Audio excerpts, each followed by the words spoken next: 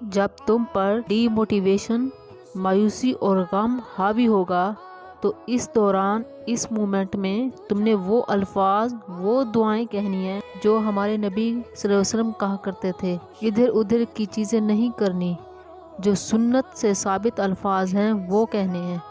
وہ کیا ہیں؟ نبی صلی اللہ علیہ وسلم جب شدید غم میں ہوتے، شدید کوئی تکلیف آتی، ہمارے نبی صلی اللہ علیہ وسلم کیا فرماتے تھے؟ اللہ اللہ ربی لا اشرک بہ شیئا۔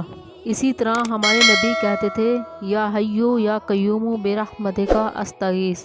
اسی طرح ہمارے نبی کہتے تھے لا الہ الا اللہ العظیم الحلیم، لا الہ الا اللہ رب العرش العظیم، لا الہ الا اللہ رب السماوات ورب الارض ورب العرش الکریم۔